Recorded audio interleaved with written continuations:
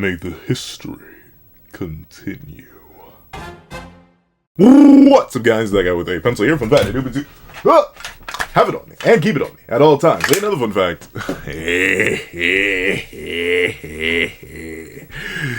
Yuda has arrived. Is he? Is he? No. It's still Sojo, not Soga. I'm sorry. I'll never forget calling him Soga for so long. I don't know why I did that. Sojo. He's not Genichi Sojo. He's not. But I don't know. Something about Yura goes crazy on every level. And I still feel like we haven't really seen the man do much proper. Because we know that tree that he was using in the short instance where we saw him fight all those times, that long time ago when I first started viewing Kagurabachi, we know that wasn't his magic. It was very specifically someone else's magic that he was simply channeling through. He literally just got hit, took a whole bunch of damage, stood there to stall Chihiro, and then left. So there's so much mystery surrounding the guy, but everything from his design to his personality to his unknown history, I really like Yuda. So, let's not waste any more time, and let's see what he has to say to Samura. Give me a break. My ex-wife's wake just finished. I'm so sorry, but I simply had to thank the great hero. What? The Seitei War started when they invaded. Okay. So are we going to actually get a little bit more context? A little bit more? Well, chapter 72, future. Okay, so let's see. I wonder. What's the context? What's the history we're going to get here? And I'm assuming the reason somebody's so shocked here and so bamboozled is because, like, one, obviously, I mean, that's the thing. They do have sensory abilities in this universe. But, like, I'm not sure how much one sorcerer can, like, suppress themselves. Like, maybe someone just, like, doesn't know that this guy is extremely dangerous and extremely powerful. Maybe Yoda isn't as extremely powerful and extremely dangerous as this is many years in the past. Or something extra. But Samura seems awfully calm for someone who doesn't even have a regular sword on him. Though, presumably, I'm guessing Samura himself is just... Oh, I nearly had a heart attack. That wasn't recorded. But I suppose Samura himself is someone who's, like, generally lethal. I would not be shocked if he had at least basic hand-to-hand training and swords hidden literally everywhere. They are on his property. But regardless, I'm assuming this is one of the first times someone's told... Well, actually, no. Because he's still considered a great hero right now. Obviously, we know in the future people will start to vandalize his house and stuff like that. But I wonder why he has such a blasé reaction to seeing Yuda here. Let's see. The Seitei War started when they invaded. The citizens of a small country were bloodthirsty savages by nature. Their bodies were resistant to the Datsenseki. Their invasion advanced steadily. As everyone knows, our heroes and their enchanted blades turned the tide. The heroes succeeded in eradicating the citizens of that nefarious small country. Thanks to our heroes, every last one of them was wiped out. Our country was protected. The sins you people committed, and the disaster that will fall. I don't think that's what you came here to say. Yeah, obviously. So this is the revised history, right? But, you know, there once again, in every bit of revised history, just like how in every joke there's a little bit of truth, in every bit of revised history there's probably a hint of truth. And I do believe if there are a few things that are true, I do believe that this island did appear out of nowhere. Well, actually, you know what? I don't even believe that. Maybe they found the island and then they responded. I don't think that the people of the small country were actually bloodthirsty savages by nature. I think that's part of the lie. I do believe their bodies were resistant to the Datsenseki. I believe that. And invasion... I think if there even was an invasion, that's the real thing. If there even was an invasion, I think it was a counter invasion. Because obviously, the Datsenseki is a resource. Well, no matter what that resource is, it is a resource. And as we've seen in human history, we're willing to do a lot of things for all types of resources. Vital or otherwise. Typically, the most non-vital resources are the ones we are willing to do insane amounts for. Crazy things for. So, the Datsenseki is such a force of magical strength in this universe, heavily based around magic. And a whole island of people resistant to it. Possibly with an abundance of it. I wonder what the real motivation could be behind wiping out this people who have a resistance to this weapon, or resistance to this resource and ability to use it very, very well. I wonder. And truly, were they eradicated? Did they truly perpetuate and actually complete something of that scale? Or did some of them, such as I don't know this fellow right here, did they manage to escape? That's the question. I don't think that's what you came here to say. Yes, I... No, yo, why he Loki got that on? Wait. Okay, the fit's black and white here, but the way it's drawn here, like this like soft stripe fit, I know it's just like soft cross hatching, but the fit kind of goes hard here. But then again, Yuda just has such a good design. Let's see. Yes, I know the truth. The events that led up to the eradication. The story the public doesn't know. When the Shinichi emerged, it turned the tables on the enemy. We waged a powerful counteroffensive, rapidly driving them back. The heroes approached and encroached into the enemy's territory. At this point, the end of the war was in sight. The enemy flew a white flag. Bloodthirsty savages. We were taught to call them that from our textbooks. Ah, okay. But you know what? That's interesting. They did invade. We'll see. But if that does seem like a strange detail already. I thought it was, the nation attacking the other nation, right? Like it seemed weird, but they did invade the mainland. I wonder why. Let's see. We were taught to call them that from our textbooks, but in reality, human beings are individuals. Physiologically, that small nations. Inhabitants had a unique genetic resistance to the Datenseki, but they were still human. The royal family who led the invasion were disposed. They chose to surrender in order to prevent any further casualties. They signed a treaty, and for a time, peace was established. Oh, wait. This is meant to imply that Samura himself was one of those people? That doesn't make any sense. Wait, what? Okay, now I'm actually... Okay, so many things are... Things are clicking, things are declicking, assumptions are breaking, new assumptions are being formed. First things first. Let me take this one step at a time. Your boy's barely literate, so I gotta take these two little brain cells I got up in my dome piece and I gotta rub them together. Hold on. So we're gonna rub the brain cells together. We're gonna get a spark going. So let me just clap them together. 1, 2. Okay, we got a spark.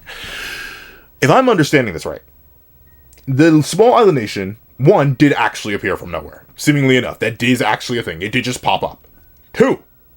Number 2, they did actually invade. That was a thing. That did happen. Invasion was real. That did pop up. And they did attack. Number 3, the idea of invasion was not a nationwide thing. It was something perpetuated by the rulers, the royal family. The royal family who led the invasion were disposed. They chose to surrender. Now, I'm assuming these are two linked yet separate statements. This is some very Deltarune coded writing here, where the royal family that led the invasion were disposed. I'm assuming the island nation or its survivors chose to surrender. Number 4, it wasn't the enchanted blades as a whole. When the Shinichi emerged, it turned the tables on the enemy. And we know the Shinichi is not only the strongest enchanted blade, but it's also the blade of the swordmaster. The one who Samura himself right now, in the terms of the modern narrative, is so focused on executing. And obviously we've seen the effects of the Shinichi, and we know why it was so powerful and likely enough to turn the tides. But interestingly enough, we don't know why. They just, at least according to Yuda here, they had a unique resistance to the Datenseki. Which implies that the Datenseki wasn't native to their land. They just had a genetic resistance to it. Kind of like how, I forget what the small island nation is called, but there is a group of people out there who have evolved extremely high natural lung capacities because of their way of life. That is just a unique adaptation they have as per their location, and they were never touched by the rest of humanity until recently. So that's interesting. And once again, here, I'm not sure, once again, by the hairstyle, it's kind of confusing, but then again, someone has the part, this kid doesn't. And that simply wouldn't make sense, because Summer was a participant in the war. So how could he be here? Unless this is meant to be early on in the war, because we don't know how long the war actually lasted. We just know they invaded, which seems to be true. They fought. The first enchanted blade, possibly the Shinichi, was made. Then they were pushed back. And then They fought, went on to do a treaty, resigned, all that. But question is, who is this kid? Is this just a random kid that shows the humanity? Human beings are always human beings, or does this have some sort of time relation to someone? Is this someone Slade himself? I don't know. I feel like it'd be impossible for it to be Summoner though. But at the same time, hold on, let me double check. Let me double check something. Because I believe, all the time I don't piece, the Datenseki are what are used to make Datenseki Kagurabachi. What exactly is Datenseki? Datenseki, droplet of heaven stone. A stone that reflects, finds the person's soul to a heightened degree their body can't contain it. Okay. Datenseki, like enchanted blades, and amplify, explode. Okay. So Datenseki are. So, are the sword bearers from that island? Is this a case of rebellion? Because notably, the resistance to the Datenseki. But then again, no, because unless Sojo is supposed to be implied to be from the island, he was able to wield an enchanted blade just fine. But I suppose enchanted blades are refined versions of Datenseki, not raw Datenseki. But still, so Datenseki, I had that backwards. I thought Datenseki was supposed to be resources that came from the island that the nation wanted, and thusly they provoked, causing a counter invasion, and then they attacked back after provoking an invasion. But no, that's not the case. Datenseki was a unique material that they had access to the entire time. It's just that these people on the island had a unique resistance to it, and thusly were presumably able to use it to enter this enhanced state without immediately dying afterwards, which is why I presume the resistance was based in. But it simply wasn't enough to overcome the enchanted blades, a refined version of the Datenseki, which allowed for much more power output from already existing sorcerers and sword bearers. Interesting, we've seen these character designs before. I think literally all three of them, but they are much younger here. So let's see. Let me just continue. Let me continue. I'm trying to theory craft and piece together too much too early on in the chapter. We're only 3 pages in. Let's see. They signed a treaty, and for a time, peace was established. No. They must be annihilated. So this is our first look at the swordmaster. Wow. One of the heroes who had trod over countless corpses during the war went berserk. The strongest of the enchanted blades responded. The true realm of an enchanted blade conforms to its master. Malediction. Okay. So interesting. So it wasn't even Summoner himself. It wasn't the orders of the Kabunabi. It was specifically the Swordmaster himself that went on. So that explains. Then again, what that doesn't do.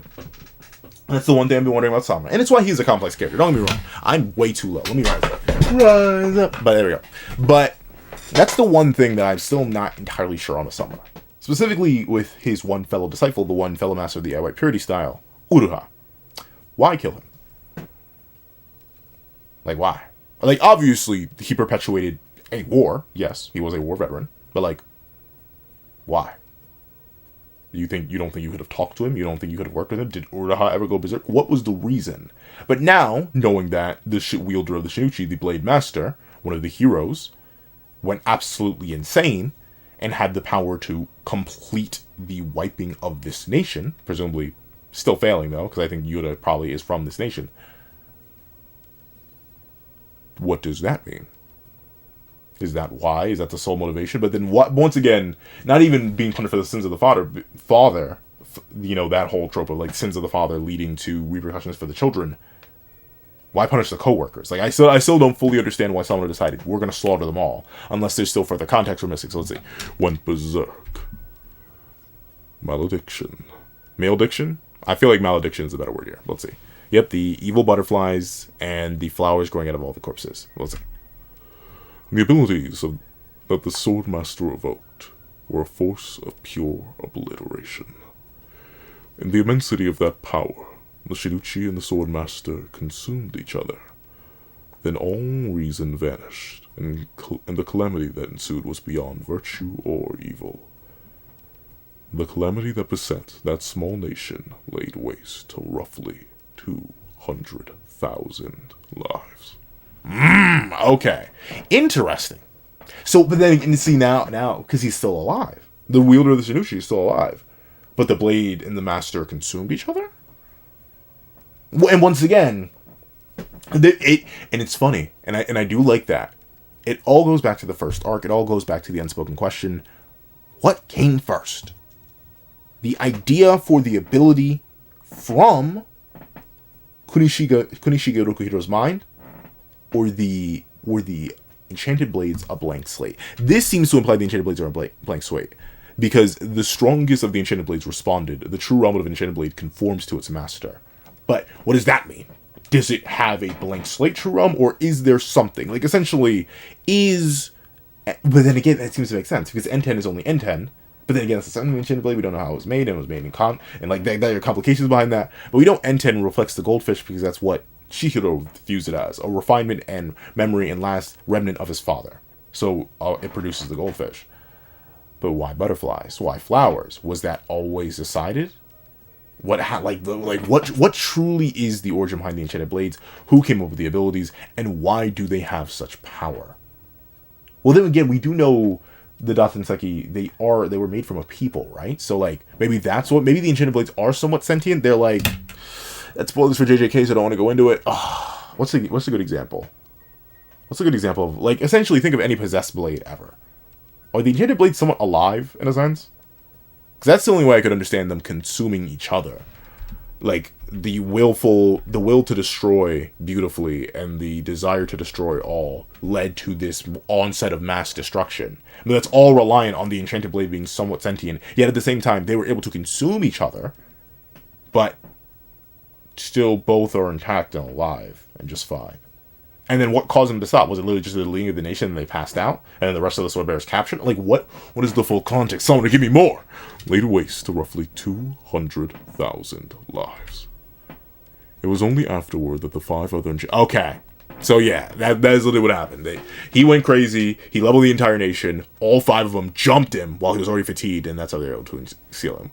It was only afterward that the 5 other enchanted blade bearers were able to stop him. The swordmaster remains locked away to this day. That's the real story of the cleansing of that country. The truth is, the swordmaster is the worst murderer who ever lived. In the context of this universe, probably. Let's see. Because honestly, well, actually, strictly, if it was truly all by his ability, yeah. Because I don't think there's like a known warrior singularly or leader who personally went out and took that many lives, even in our history. But there are people who are directly responsible for it, even if they're a chain of command, much, much worse in our world. Let's see. But this country was still in chaos, reeling from the invasion. To reestablish stability and avoid further confusion, they hid the truth and enshrined the swordmaster as a hero who defeated an evil enemy. How much does he know? So see, even after hearing all that, some are still like, there's still context missing. So that's the thing, what's that context, gang? Because things still ain't clicking. Like, why did the royal family of that island, first, how'd the island get there? Like, if this truly is the thing, the island just appeared out of nowhere, how did it get there? Obviously, this is a world of magic, but how? Why? When? Where? Number 2, who is this royal family, and why they want smoke in the first place? They were deposed, but notably, say they were deposed. It doesn't say they were killed. There's a oh wait, hold on, let me make sure there's a difference. let me not speak in absolutes, like deposing doesn't immediately mean death. I think when I think depose, and not like slain or slaughtered or executed, I think removed from power. But let me see. Depose. Definition? To remove from office suddenly or forcefully. Yeah. So, what happened to them? Why did they invade in the first place? Are they still alive? What influence do they still have, if any at all? What's up with that?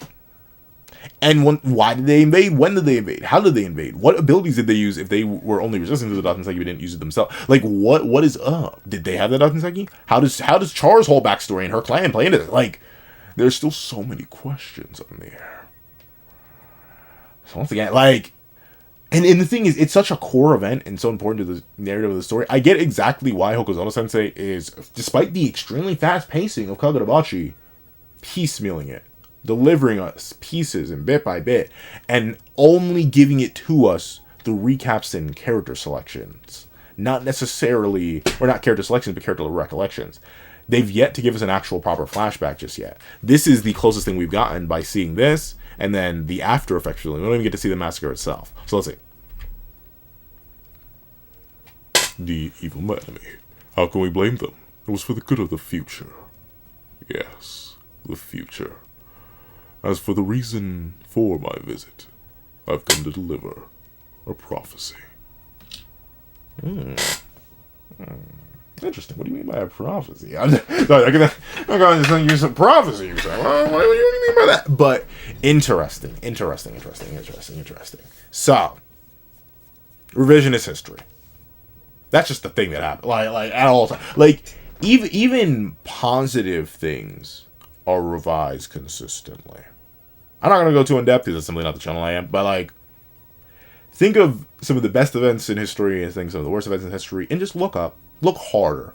Don't just go with what you were taught in school. Look a little bit deeper, and you will find just how, let's just say, not black and white our history is. How complicated it is in the grand scheme of things. It is quite a mess, to say the very least. But let's see. I've come to deliver a prophecy. What? A prophecy?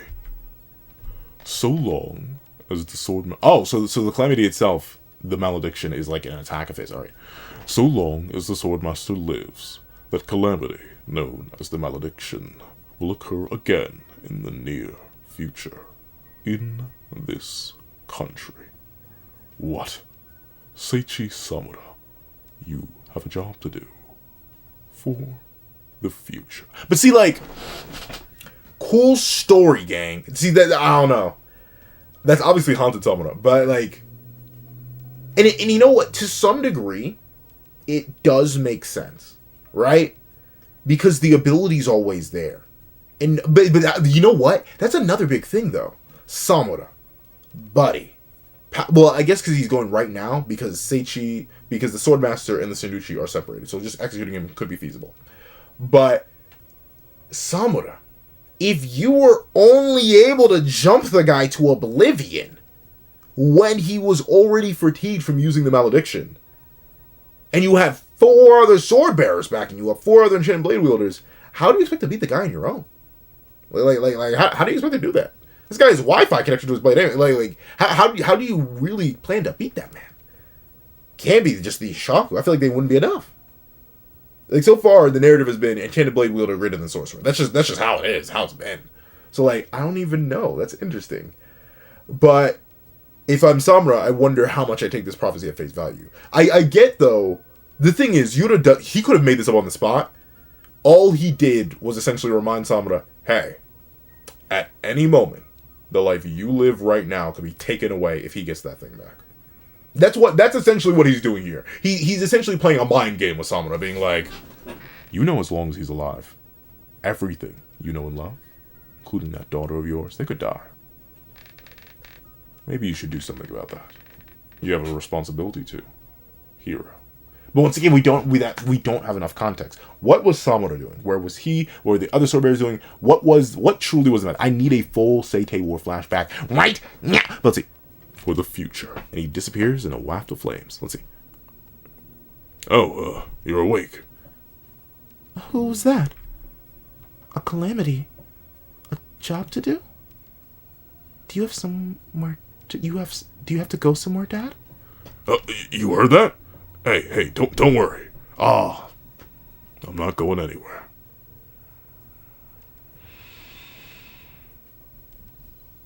She thinks, that's the thing.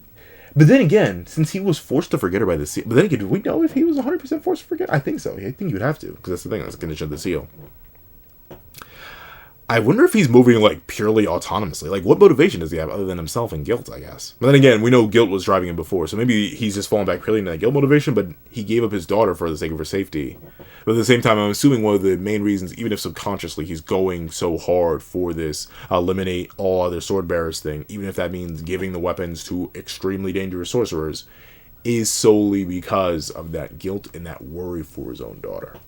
His love for her being like, I cannot let that thing exist. The malediction, it could happen at any time. Because presumably, the reason the Sennuchi wielder is still alive isn't just because they don't want someone else to contract to the Sennuchi. It's because the government, the Kamunami, they understand that that's their most powerful weapon. The most powerful enchanted sword wielder, and the most powerful enchanted sword with an attack capable of instantaneously wiping out a nation. 200,000 lives. Because, no, they describe it as the calamity itself did this. The malediction itself. Not the collective effort of the sword bearers. The ability to spontaneously wipe out that much life in an instant, you don't want to use it. But just in case you need to, you might as well keep it. And that's what the Kabunabi's thinking about. And due to that possibility, it really could be a case at any moment where the Kabunabi's like, this thing that we don't fully understand or is dangerous, well, hand it back to Shinichi. Obviously, they would do that as the last resort. But the fact that that resort could exist at all is enough for someone to be worried about it. But let's see. Man going for the gate. Some are crying, or at least he's holding back. He's holding back something. Let's see. Cut away to the house. Oh, back to the Kabunabi headquarters. Kabunabi headquarters. Long time no see, Samada. It's not like you to reach out. Yo, you've aged. Hobbling up like an old geezer. Aren't you cheeky? I'm still pretty spry for an old man. Get a spar? No, I'll pass. What's the matter? What, you gonna knock me silly? Darn. All right. So this guy is pretty decent, at least in terms of physical combat. He's pretty decently strong. He beat both Shiba and Samura hand to hand. Let's see. I remember when he was trading Shiba and Azami to fight. Oh, okay. So he didn't beat Samura himself, but Azami. Let's see. No, I'll pass.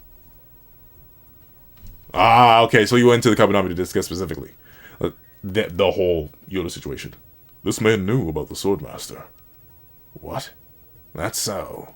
Only the core members of the Kabunabi and the nation's highest echelon know that. Perhaps he was involved back then. His voice and scent were unfamiliar. Okay, so yeah, Yuda. So this child here may be Yuda. I didn't think it was him, but at the same time, let me look at the. That's the thing. The hairstyling is slightly different, but at the same time, that could be Yuda. Once again, I feel like we don't have enough concrete information. How long was the Seitei War? How long ago was it? Especially by the time of this fight, like, what's going, I don't know the timeline, like, at all. But I am not the sharpest in the kitchen shed, but let's see. His voice and scent were unfamiliar. And this man who knew the truth said the malediction would beset this country next. Ah, okay, so yeah, Samurai, he's very paranoid about it. Hey, I don't blame him, though. I'd be worried. It's just, like knowing what it could do. Yeah, I can see the danger of it. Heck, depending on how it works, it could, like, spread out and wipe out all of their continent. All of it. They may be cooked. Let's see. So the malediction will beset this country next. Wait, wrong way. Oh, wait. Did I miss a page? Country next? A prophecy, huh? Well, it's like the dream of the monk of Wait, what? It's such a crazy jumble word. Let's see. It's like the dream of the monk of Tenlakuin. A sort of divination with no clear evidence. A possible disaster, in other words. Yeah, that's the thing, right? Like, it's like Yuda could have made it up. He could have made up the whole idea of prophecy, but he's like, hey, it is a true fact that as long as he's alive, it can happen. That is just a law. Like, as long as he's still breathing, at any moment, and he can reconnect with his blade, the malediction can happen instantaneously. For sure, at the moment, it was them. It was the people of that island nation. But what stops them? What stops it from being more than just the island nation? Why not the mainland? Why not the entire world? I don't know. Let's see. So it's possible. To prevent such a thing, the swordmaster has been imprisoned deep underground, and the Shinichi has been sealed and isolated in a separate place, so the two can never come into contact. But so long as the swordmaster and the Shinichi remain in this world, that possibility does exist. To extinguish it completely, we would have to execute the swordmaster. But as you know, that's not possible. Wait, what? Wait, what? The plot, what is... The HOKAZONO says you just keep dropping bombs. What? Let's see. But as you know, that's not possible. The eternal contracts. These life and death spells are immensely sophisticated. It would have been extremely cumbersome to enact multiple spells at once. For that reason, Rokuhiro used the Shinichi as its core and assigned it to the swordmaster, his most... Oh, see, the plot is thick. Okay, so it's even getting even crazier. So I know that Rokuhiro chose all of them. I know Kunishige, he chose all of the sword bearers. But very specifically, no, he chose all the sword bearers and was the closest friends with the sword master. How did he feel about him falling? What? Let's see. For that reason, Rokuhiro used the Shinichi as its core and assigned it to its master, his most trusted ally. like a master-slave configuration. He linked them together to establish the contracts. Because of said configuration, if the swordmaster at the nucleus dies, the bodies of the other linked swordbearers will deteriorate, and within days, they too will perish. Like shogi pieces that fall when the king falls, the enchanted blade bearers accepted that risk as they entered the war. How could they know that a comrade would become their enemy? Yeah, that's the thing. You never know. You never gamble. But at the same time,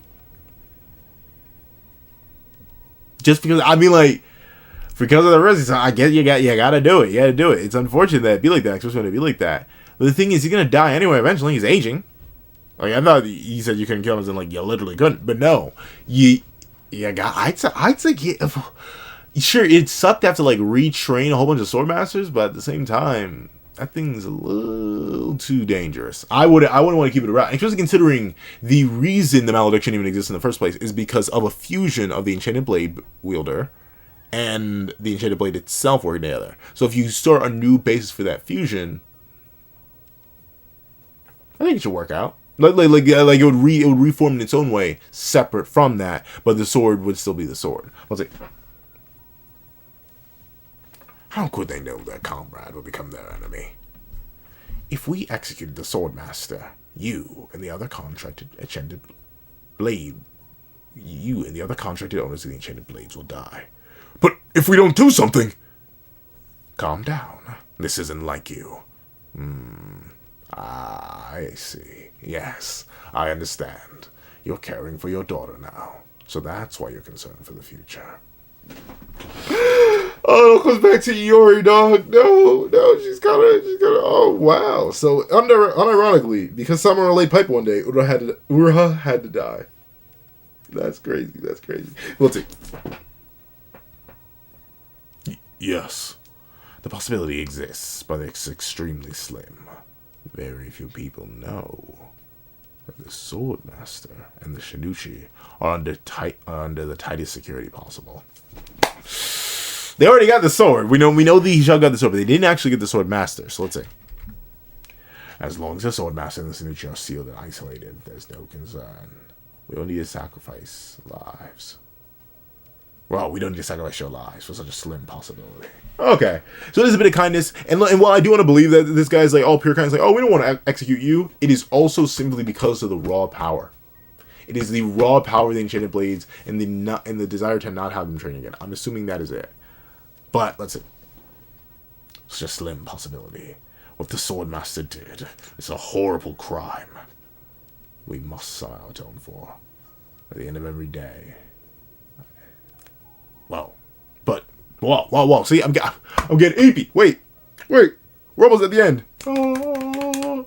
There we go. Let's see. But to the very end, the rest of you fought to save the citizens, not to kill the enemy. You are heroes. See, someone doesn't like that style, and I get why he doesn't see it as that way too. You've done enough. Let us handle the rest. You and your daughter have futures to live for. Oh, if only Summer believed that, but he was too scared. Oh, is this going to be the scene where he finds his house destroyed? Oh. Nope, Iori, she's used the anime purity style. Alright. She has her eyes closed, but she can somehow sense the target. How? She's constantly imitating me. I guess she's getting the knack of it. The knack, huh? He's like, that's a thing that we can just do? Let's see. Actually, she seems more afraid when she opens her eyes. Closing her eyes eliminates her extraneous thoughts. She can quietly concentrate and focus on wielding the sword. Incredible! Well, she is the daughter of the great hero Seichi Samura. Oh, is that gonna make a break? Dad! Did you see that? Well, no. Let's see. Yes, well done. I'm gonna be the best fighter ever, and I'll protect you, Dad! Oh, okay, so but this does confirm she did get trained. It's not an innate thing that she inherited. Let's see. You can live for the future. Huh, is that so? Well, I can't wait.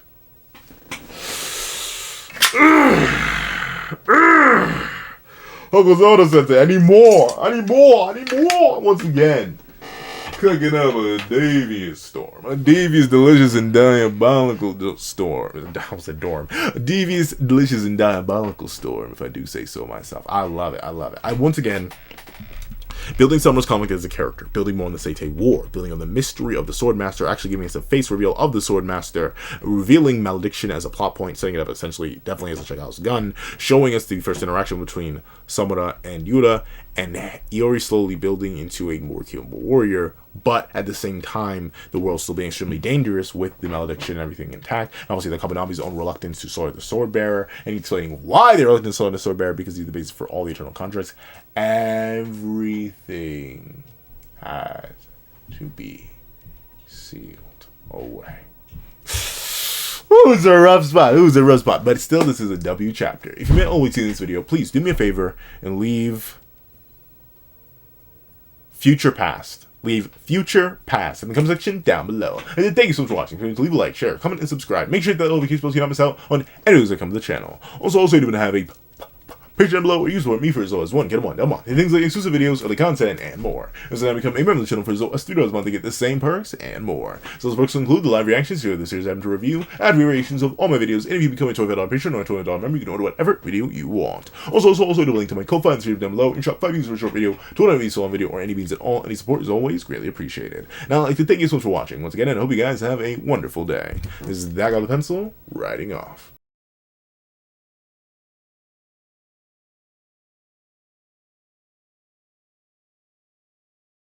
I'd like to thank you to our sketch tier members: Greyhound, Eternal Flame, Red Wolf 4765, Astro, Super Flame Zero, Glacier XZ, Zeta, Brandon Payne, J2MA, Gyomi, Yuki Ally, Buddha Uda, Azo2404, Planet Grown, G Prosper, and Striker Man. Then I'd like to thank you to our line art tier patrons: Sean, Nirvana Igneel, Midnight Lord 21, Kevin Encarnacion, and A+A. And I'd like to give a big old thank you to our Ink tier members: Fine, Austin Wimberly, A Uchiha, Carlo Alaimo, and Grim. And I'd like to give a massive thank you to our digital art tier members: J Warrior and AZ Void. Then I'd like to give a and thank you to our colored art tier patrons: Joaquin Munoz and Joaquin Munoz. And finally, I gotta give the biggest, juiciest, heftiest, and most meaty, sloppiest thank you to our glorious, ultimate, that guy with a pencil tier patron, Calvin Elder.